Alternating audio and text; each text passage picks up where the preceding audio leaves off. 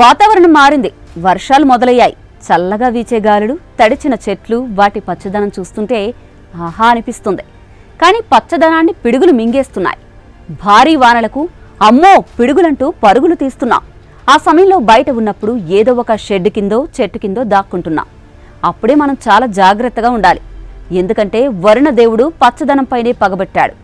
ఎప్పుడు చూసినా పిడుగులు చెట్లను నిట్ట నిలువుగా తగలబెడుతున్నాయి.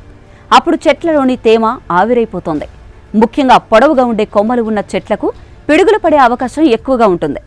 పిడుగుపాటుకు చెట్టు కాలిపోవడం, కొమ్మలు విరిగిపోవడం లేదా చెట్లు వేరు దెబ్బతినడం మనం చూస్తూనే ఉంటాం. ఆ సమయంలో చెట్ల కింద ఉండడం ప్రమాదకరం. వీలైనంత వరకు భవనాల్లోకి వెళ్లి సురక్షితమైన ప్రదేశాలకు వెళ్లడం మంచిది. ఇంతకీ అసలు పిడుగులు చెట్లపైన ఎందుకు పగబట్టాయి? వాతావరణ మార్పులకు చెట్లు బలవుతున్నాయా? ఇక ప్రపంచంలో పచ్చదనం అంతమవుతుందా? కోట్ల సంఖ్యలో వృక్షాలను కోల్పోతున్న పుడమి, చెట్లపై వరుణదేవుడు ఆగ్రహం, ఒక్కసారిగా భూమిపైకి దూసుకొచ్చే మెరుపులు, పిడుగుల కారణంగా కోట్లాది వృక్షాలు కాలి బూడిదవుతున్నాయి. ఏటా 35 కోట్ల చెట్లు పిడుగులకు ఆహుతి అవుతున్నాయి. ప్రపంచవ్యాప్తంగా అడవుల్లో వృక్షాలు క్షీణిస్తున్నాయి. అయితే వాస్తవంగా చూస్తే ఏటా ఇంతకంటే ఎక్కువ సంఖ్యలోనే చెట్లు పిడుగులకు బలి కావచ్చు.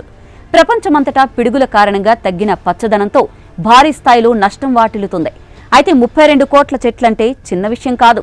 ఏకంగా ప్రపంచ వృక్ష సంపదలో 2.1% నుంచి 2.9% అని అర్థం. ఈ వృక్షాలన్నీ అంతరించిపోతున్నట్లే పుడమిపై పచ్చదనం సైతం తగ్గుతోంది. ఇంతటి భారీ సంఖ్యలో చెట్లు లేకపోవడం కారణంగా అవి పీల్చుకునే కార్బన్ డయాక్సైడ్ వాతావరణంలోనే భారీగా కలుస్తోంది.